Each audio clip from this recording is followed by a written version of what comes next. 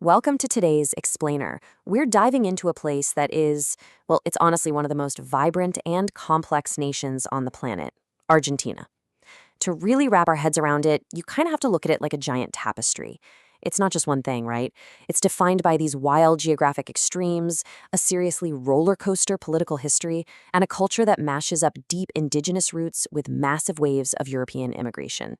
It's a country of absolute striking contrasts. So let's unravel how all these threads actually come together.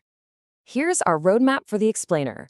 We're going to explore the land of geographic extremes, trace that roller coaster of history, dive into faith and folk saints, check out the cultural heartbeat, and finally, look at the daily rituals of food. Okay, to really understand Argentina, we've got to start with this number, 8. It is literally the 8th largest country in the entire world. Just take a second to wrap your mind around that sheer scale. Because of this massive size, the country physically stretches all the way from these lush subtropical jungles up north, right down to the subantarctic region of Tierra del Fuego down south. People actually call that the end of the world, and honestly, it really feels like it. Section 1. Land of Geographic Extremes. So beyond just being huge, Argentina holds a super strategic spot on the globe. We're talking long stretches along the South Atlantic Ocean and even territorial claims in Antarctica. Now, this massive canvas breaks down into 6 distinct climatic regions. First up, you've got the Pampas. This is the fertile heartland home to Buenos Aires and those iconic Argentine cowboys, the Gauchos. Then there's Patagonia. Think vast, rugged landscapes, huge glaciers, fjords, and arid plateaus. Move over to Cuyo, and you hit prime wine country, tucked right up against the Andes Mountains. Up in the northwest, or NOAA, you'll find high-altitude deserts where indigenous traditions are incredibly strong. Then there's Mesopotamia, not the ancient one, but a humid, subtropical area where the famous Iguazu Falls absolutely roar. And finally, the Chaco, which is a warm northern plain just bursting with diverse ecosystems. It's literally like having 6 different countries packed inside one border. Section 2. A roller coaster of history. Now, this incredibly diverse land has hosted human life for, well, over 9,000 years. We know this for sure because of incredible indigenous cave art, like the famous Cueva de las Manos, the Cave of the Hands. But the modern nation we know today, that was shaped by a pretty dramatic series of shifts. The Spanish colonial era kicked off in 1536 with the founding of Buenos Aires by Pedro de Mendoza. Originally, it was part of the Viceroyalty of Peru, but then it became its own territory in 1776 and eventually declared its hard-fought independence from Spain in 1816. But, as you can probably guess, the story of Argentina certainly doesn't stop there. I want you to imagine a time when this country was actually nicknamed the world's granary. By the late 19th century, Argentina hit what's often called a golden age. It transformed into one of the absolute wealthiest nations on the planet. And this immense agricultural prosperity, it acted like a giant magnet. Millions of immigrants poured in, mostly from Italy and Spain. These new arrivals completely and permanently reshaped the nation's demographics. They really laid the groundwork for that uniquely European-influenced culture we see in Argentina today. The 20th century, however, brought some severe political turbulence. It was really defined by 3 major periods. First, in the 1940s, we see the rise of Peronism. This populist movement, founded by Juan Perón and his wife Evita, heavily championed workers' rights, but also deeply divided political opinions. Later on, from 1976 to 1983, the country endured a really dark period of military dictatorship known as the Dirty War. And right after that, in 1982, came the Falklands War against Britain. These events profoundly shaped the modern Argentine psyche. They left behind a really complex legacy, a mix of populism, trauma, and this fierce, undeniable national pride. Section 3. Faith and Folk Saints. So, while Argentina is technically a secular nation, Christianity is the most widely professed religion, and the Catholic Church holds deep historical and cultural influence. But it's a wonderfully diverse landscape. Did you know Argentina actually hosts the largest Jewish population in Latin America?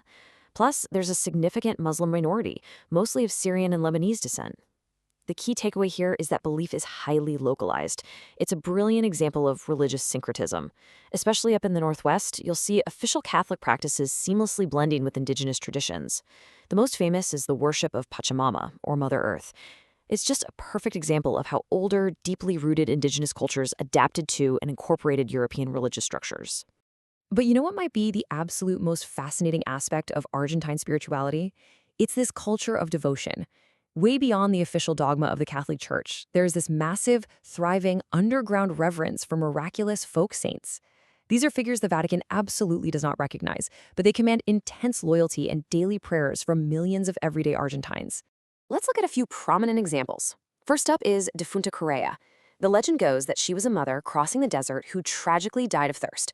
But when she was found days later, her infant was miraculously still alive, having survived by nursing from her breast. Picture this. You're driving down a long Argentine highway, and you start seeing these shrines dedicated to her just piled high with bottles of water left by modern travelers hoping for safe passage. It's really something else. Then we have Gauchito Gil. He's essentially Argentina's Robin Hood. He was a gaucho outlaw who stole from the rich to give to the poor, was unjustly executed, but supposedly performed a miracle right before he died. Today, he is a massive symbol of protection for the marginalized. You'll see his shrines everywhere, easily recognizable by the bright red flags flying along the roadsides. And wrapping up our look at folk figures, we have San La Muerte, which literally translates to Saint Death. He's a skeletal personification of death itself. Now, unlike the protective mother or the outlaw hero, San La Muerte is a much darker, more serious figure. People quietly petition him when they're looking for harsh justice, intense protection, or honestly, just a little bit of luck in gambling or other dangerous endeavors. Section 4, the cultural heartbeat. Because of that unique blend we talked about earlier, indigenous roots, Spanish colonialism, and that heavy Italian immigration, Argentine culture is globally famous for mixing fierce passion with refined sophistication. And honestly, nothing captures this better than tango. Born in the working-class port neighborhoods of Buenos Aires back in the late 19th century, tango is so much more than just a dance. As the famous saying goes, it's a passionate conversation without words. It's become this global icon of the nation's identity, expressing all that longing, melancholy, and dramatic flair. Now, if tango is the soul of the country, football is absolutely its beating heart. If you've ever watched a World Cup, you already know this. In Argentina, football, or soccer, is way more than just a sport. It operates on almost a quasi-religious level. It's a total national obsession that binds the whole country together, driven by the godlike status of legends like Diego Maradona and Lionel Messi. I mean, when the national team plays, the entire country literally grinds to a halt.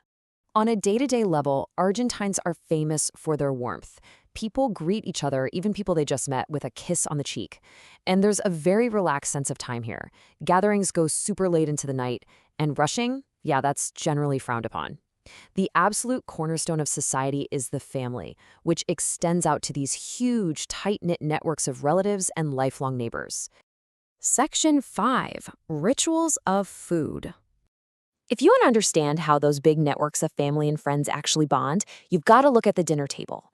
Traditional Argentine dishes are the central pillar of social life, elegantly blending European flavors with local South American ingredients.